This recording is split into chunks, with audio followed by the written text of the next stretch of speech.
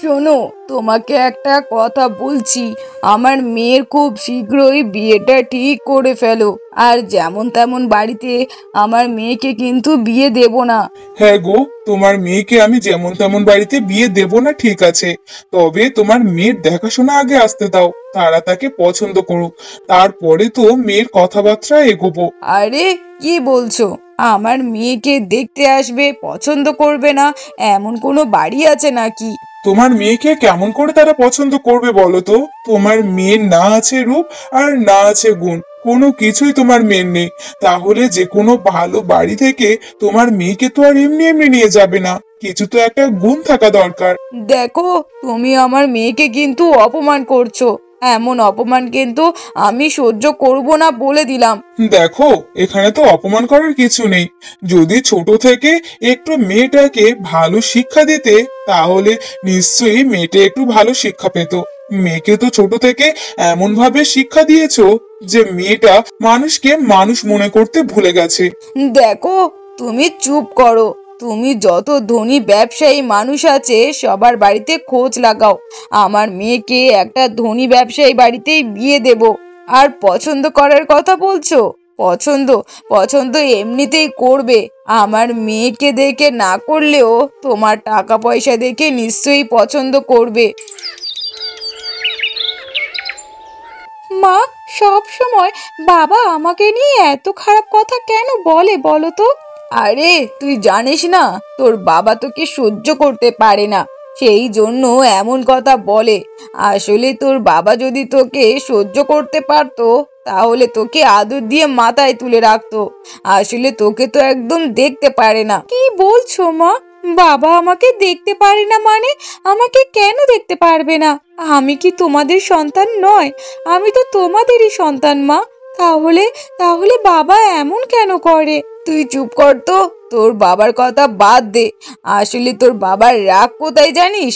তোর বাবার রাগ হচ্ছে তোকে আমি ছোট থেকে এত আদর দিয়ে মানুষ করেছি, সেটা তোর বাবার সহ্য হয় না। সেই জন্যই তোর বাবা সবসময় এমন কথাবার্তা বলে। মা, বাদ দাও তো বাবার কথা। বাবার কথা কে শোনে? বাবার কথা তো আমি পরোয়া করি না। শুধু বাবা এমন কথা বলে বলে আমার মনে একটু কষ্ট লাগে, তাছাড়া আর কিচ্ছু নয়। হ্যাঁ রে মা, তোর বাবার কথা একটু নাক কান বুঝে সহ্য করে নে। তোর বাবার সম্পত্তিগুলোকে একবার যদি হাতিয়ে নিতে পারি রে, তাহলে তোর বাবাকে ঘাড় ধাক্কা দিয়ে এই বাড়ি থেকে বের করে দেব। হ্যাঁ মা, এখন বাবাকে কিচ্ছু বলো না। এখন যদি বাবাকে কিছু বলো, তাহলে বাবা আমাদের উপরে ক্ষিপ্ত হয়ে যেতে পারে। আর তখন কোনো কানা করে তুমি পাবে না মা। আর আমাকে তো কোনো ভালো বাড়িতে বিয়েও দিতে পারবে না। মারে, তুই চিন্তা করিস না। তোকে যখন আমি কথা দিয়েছি তোকে ভালো বাড়িতে বিয়ে দেব, তার মানে তোকে ভালো বাড়িতে বিয়ে দেব। শোনো, আজ বিকালেই তোমার মেয়েকে পাত্র দেখতে আসবে। কি বলছো কি? আজকে বিকালেই পাত্র দেখতে আসবে? তা পাত্রের খবরাখবর সব নিয়েছো, নাকি না জেনেই কোনো ভিখারির জাতকে নিয়ে আসছো? শোনো, পাত্র যেমনই হোক, আমি যেমন নিয়ে আসবো তোমাদেরকে তেমনই পছন্দ করতে হবে। না না বাপু, তোমার পছন্দ মতো ছেলের সাথে তো আমার মেয়েকে বিয়ে দিতে পারি না।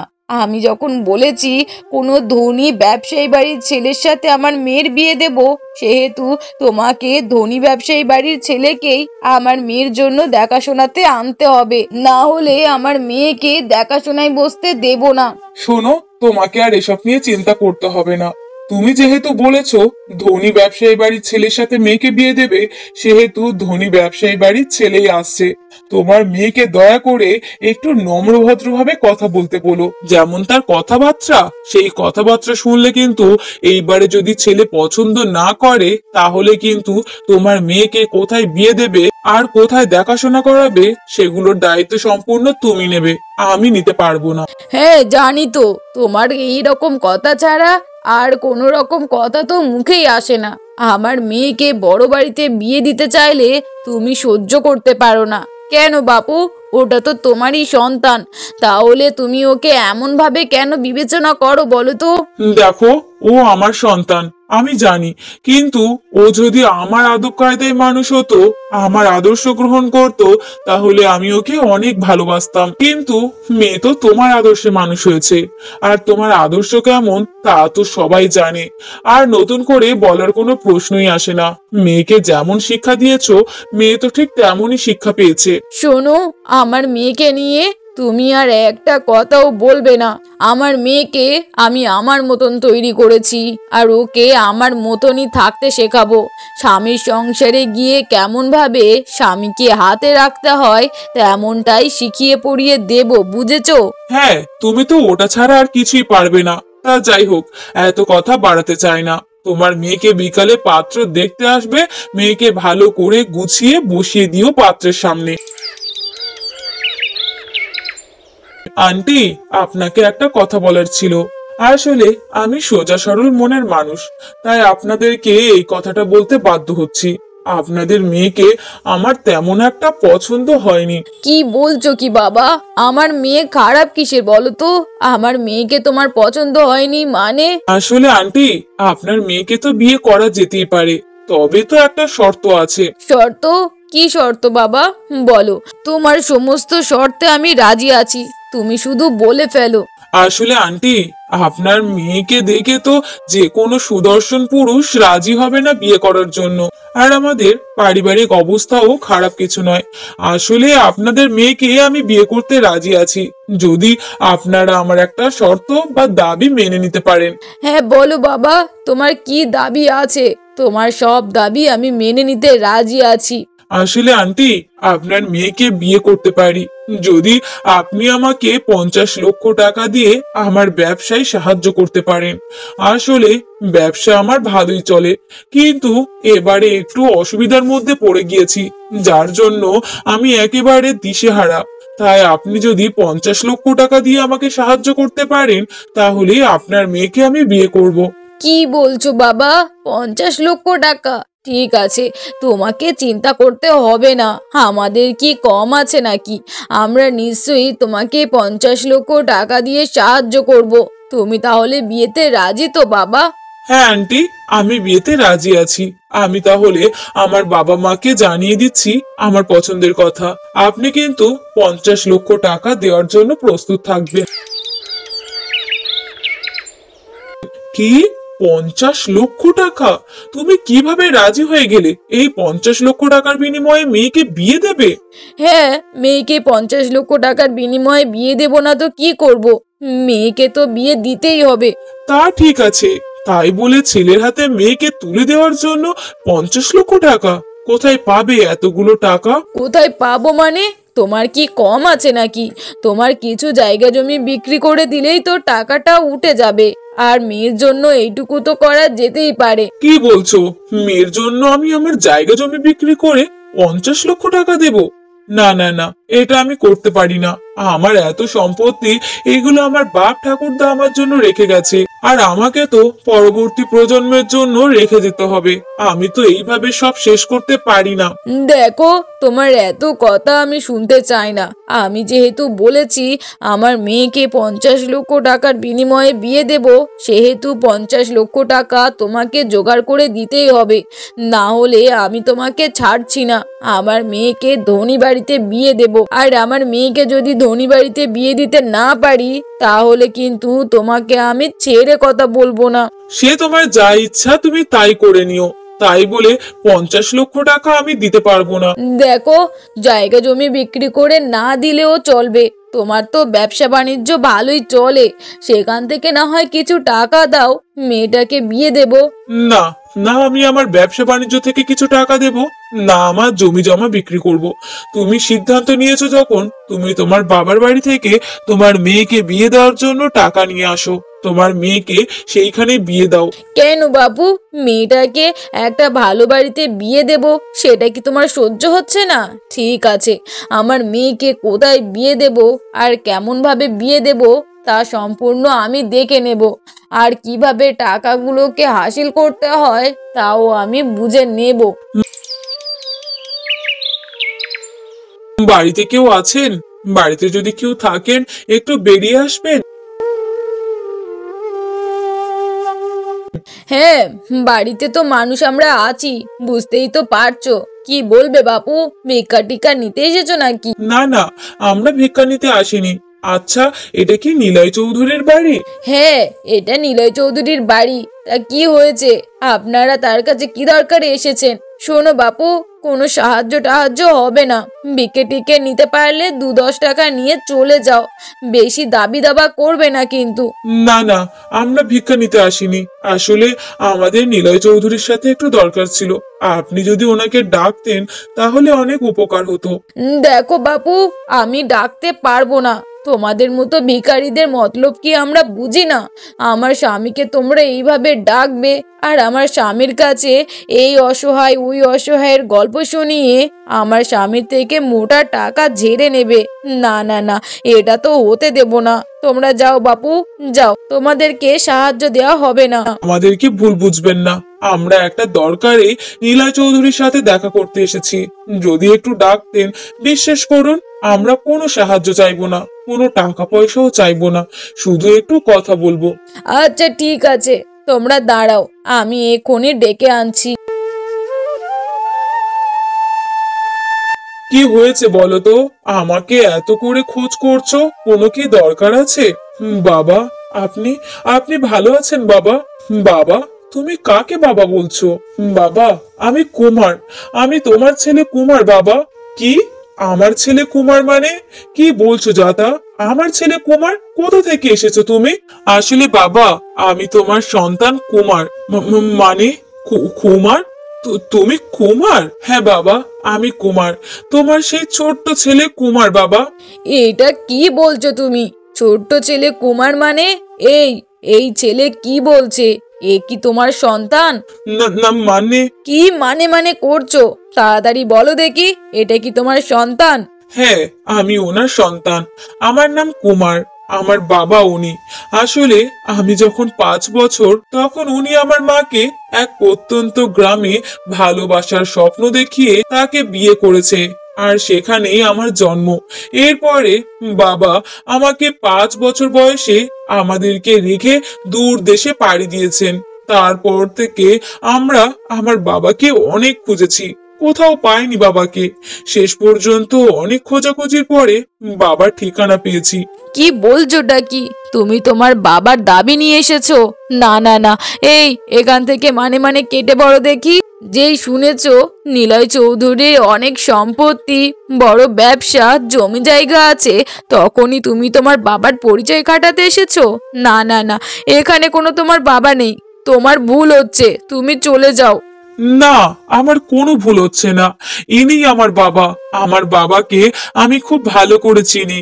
হয়তো ছোট ছিলাম, বাবাকে আটকাতে পারিনি, কিন্তু বাবার মুখটাকে আমি এত সহজে ভুলে যেতে পারি না। কি গো, এই ছেলে কি তাহলে সত্যি কথা বলছে? তুমি চুপ করে আছো কেন? কথা বলছো না কেন? হ্যাঁ, এই ছেলে ঠিক কথাই বলছে। আসলে আমি আমি রীতাকে বিয়ে করেছিলাম বহু বছর আগে। আমি তাকে বিয়ে করার পর আমাদের একটা পুত্র সন্তান হয়েছিল, আর সেই ছেলেই এই ছেলে। কি বলছোটা কি? তোমার এর আগে বিয়ে হয়েছিল, আবার তোমার একটা পুত্র সন্তান আছে?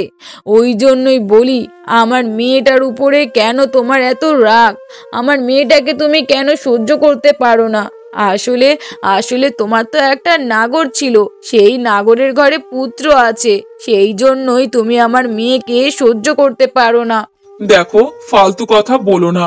আসলে আমি অনেক বড় ভুল করেছিলাম, অনেক বড় পাপ করেছিলাম। সেই পাপের শাস্তি হিসাবে তোমাকে ভগবান আমার জীবনে পাঠিয়েছে। সেই থেকে জীবনে এখনো পর্যন্ত সুখ শান্তি পাইনি। ও, আমি পাপ হিসাবে তোমার জীবনে এসেছি? ঠিক আছে, তুমি এই ছেলেকে এক্ষুনি ঘাড় ধাক্কা দিয়ে বাড়ি থেকে বের করে দাও। কোনো ছেলে টেলে আমি মানবো না। এই ছেলে কোনোভাবে যেন তোমার সন্তানের পরিচয় না পায়।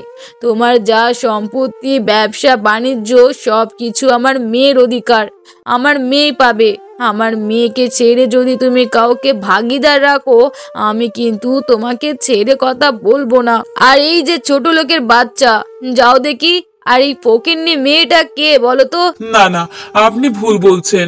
রীতি, রীতি আমার স্ত্রী। ও, ফকিন্নির বাচ্চা, তুমি একলা আসোনি, আবার স্ত্রীকে জুটিয়ে নিয়ে এসেছো।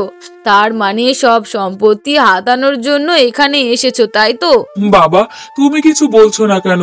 তুমি কিছু বলো, যে তুমি আমার বাবা। উনি কি বলবে বলো তো? এই বাড়ির সমস্ত কথা আমার কথাতেই চলে।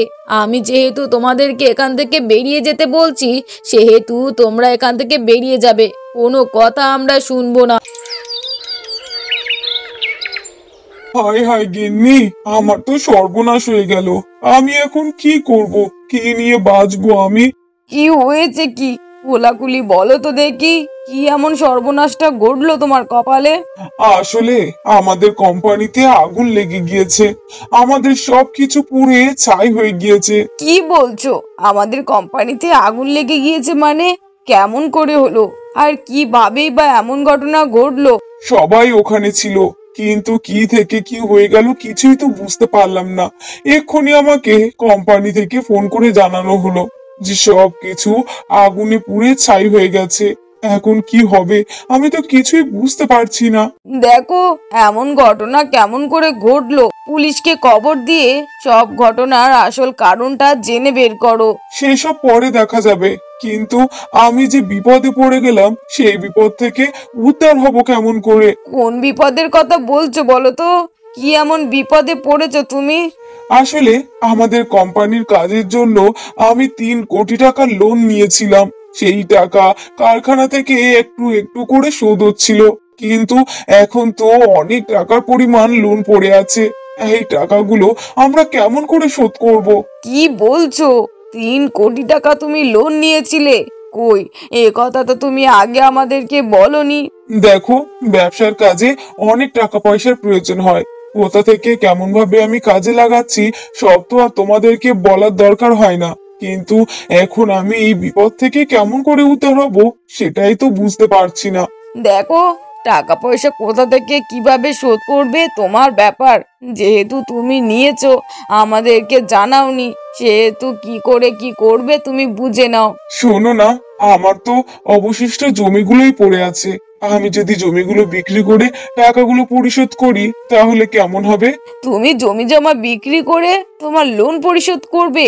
আর এদিকে যে আমার মেয়েকে বিয়ে দেব ধনী বাড়িতে, আমার যে 50 লাখ টাকা দরকার, আর তুমি জমি জমা বিক্রি করে যদি লোন পরিশোধ করো, তাহলে তো তোমার কাছে আর কিছুই থাকলো না। এখন আমি কি করব? আগে তো আমার বিপদটাকে উদ্ধার হতে হবে। আর তুমি পড়ে আছো মেয়ের বিয়ে নিয়ে। মেয়েকে তো পরেও বিয়ে দেওয়া যাবে। আর শুধু 1 আধ টাকা তো নয়, 50 লক্ষ টাকা। শোনো না, মেয়ের বিয়েটা তুমি যে করে হোক বাদ দিয়ে দাও না। না না না, আমি এত কথা খেলাপ করার মানুষ নই। আমি যেহেতু কথা দিয়ে ফেলেছি, সেহেতু আমার মেয়ের বিয়ে হবে, আর এ কথাই ফাইনাল। এমন ভাবে বেশ কিছুদিন যেতে থাকে। মারে, তুই অন্তত আমাকে একটু বোঝ। তুই তোর মাকে একটু বোঝা যে তুই এখন বিয়ে করতে চাস না, তুই বিয়েটা পরে করতে চাস। আমি যে বিপদে পড়েছি সেই বিপদ থেকে আমাকে উদ্ধার হতেই হবে। আমাকে জমি জায়গা বিক্রি করে হলেও সবকিছু পরিশোধ করতে হবে। না না বাবা, আমি তোমার কোনো কথা শুনতে চাই না। আমাকে বিয়ে দেওয়ার জন্য 50 লক্ষ টাকা দরকার। সেটা তুমি কোথা থেকে পাবে, কেমন করে দেবে, তা আমি জানি না। আমার টাকা চাই মানে টাকা চাই। তোমার লোন তুমি কেমন করে পরিশোধ করবে তুমি বুঝে নাও। মারে, তুইও তোর মায়ের মতো এমন কথা বলিস না। আমার সমস্ত জমি জমাগুলো কিছুটা আমার নামে, কিছুটা তোর মায়ের নামে। তোর মা যদি সেই জমি জমা আমাকে দিয়ে সাহায্য করতো তাহলে আমি অনেক উপকৃত হতাম রে মা। না না বাবা, মা তো মায়ের নামের জমি তোমাকে দেবেই না।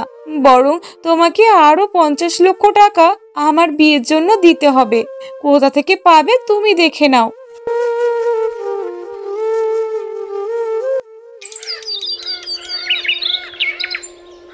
ভাই রে, আমি কি বড় বিপদে পড়েছি। এই বিপদ থেকে আমি কেমন করে উদ্ধার হব কিছুই তো বুঝতে পারছি না। হ্যাঁ রে ভাই, সব কথা আমি শুনেছি। তোর এত বড় একটা ক্ষতি হয়ে যাবে তা আমরা কেউ কল্পনাতেও ভাবিনি। হ্যাঁ ভাই, কিন্তু কি আর করব, আমার যে এত টাকা লোন পরিশোধ করতে না পারলে আমার যে সবকিছু এলোমেলো হয়ে যাবে। জমি জায়গাটুকু দিয়েও আমি লোনটাকে যদি পরিশোধ করতে পারতাম, তাও না হয় বাড়িটাকে বাঁচিয়ে রাখতে পারতাম, কিন্তু জমি জায়গা যা আছে তা দিয়ে লোন পরিশোধ করতে পারবো না। হয়তো এমনটাও হবে আমার বাড়িটাকেও আমাকে বিক্রি করে দিতে হবে, কিন্তু বাড়িটাকে বিক্রি করলে আমি শেষ আশ্রয়টুকু কোথায় থাকবো? শোন ভাই, তুই এত চিন্তা করিস না, আমি তোকে এক সহৃদয় ব্যক্তির কাছে নিয়ে যাব, যে কিনা অনেক গরিব মানুষকে সাহায্য করে। কি বলছিস ভাই? আমি আমি বিপদে পড়েছি, আমাকে কি সেই ব্যক্তি বিপদে সাহায্য করতে পারে? হ্যাঁ ভাই, নিশ্চয়ই তোকে সাহায্য করবে। তুই এক কাজ কর, কাল সকালে তুই আমার সাথে দেখা করবি, আমরা দুজন সেই ব্যক্তির কাছে রওনা দেব। সেখান থেকে যদি কোনো সাহায্য পাওয়া যায় তাহলে আশা করছি অনেকটা উপকার হবে। পরের দিন সকালবেলা নিলয় বাবু তার বন্ধুর সাথে সেই ব্যক্তির বাড়িতে যাওয়ার উদ্দেশ্যে রওনা দেয় এবং সেখানে গিয়ে তিনি অবাক হয়ে যান। এ কি, তুমি কুমার? এটা তোমার বাড়ি? আর আর তুমি কি না সব মানুষকে সাহায্য করো? হ্যাঁ, আমি কুমার, আমি সব মানুষকে সাহায্য করি। আপনি আপনি কোন দরকারে এখানে এসেছেন? আপনার কি সাহায্যের প্রয়োজন আছে? আসলে বাবা, আমি অনেক বড় বিপদে পড়েছি, আমার এই বিপদ থেকে তুমি আমাকে উদ্ধার করতে পারো। আমার কোম্পানিতে আগুন লেগে গিয়েছে, আমি অনেক টাকা লোন নিয়েছিলাম, কিন্তু টাকাগুলোকে পরিশোধ করতে পারছি না। তুমি যদি আমাকে এই বিপদে কিছু টাকা দিয়ে সাহায্য করতে, তাহলে আমি তোমাকে সেই টাকা পরে শোধ করে দিতাম বাবা। না, আমি আপনাকে কোনো রকম ভাবে সাহায্যের হাত বাড়াবো না। আমি সমস্ত মানুষকে সাহায্য করি, কিন্তু আপনাকে আমি সাহায্য করতে পারবো না। বাবা, এমন করে বলো না। যতই হোক, আমি তোমার জন্মদাতা পিতা, আমাকে তুমি ফিরিয়ে দিও না বাবা। কিসের জন্মদাতা আপনি? আপনি আমার জন্মদাতা কেমন করে হতে পারেন, যেখানে কিনা আপনি আমাকে আর আমার মাকে সেই ছোট্টবেলায় রেখে চলে এসেছেন। আমরা কেমন ভাবে বড় হয়েছি, কি করেছি, আপনি কোনোদিনই খোঁজ খবর রাখেননি। আর আজকে আপনি আমার পিতার অধিকার দেখাতে এসেছেন? না, সেদিন আমি আপনার বাড়িতে সন্তানের স্বীকৃতি পাওয়ার জন্য গিয়েছিলাম, কিন্তু আপনি আমাকে সন্তানের স্বীকৃতি দেননি, বরং আপনার স্ত্রীর সামনে আপনি একদম চুপচাপ ছিলেন। আর আজকে কিনা আমি আপনার ছেলে হয়ে গেলাম? না, আমি আপনাকে কোনো রকম সাহায্য করব না, আপনি এখান থেকে চলে যান।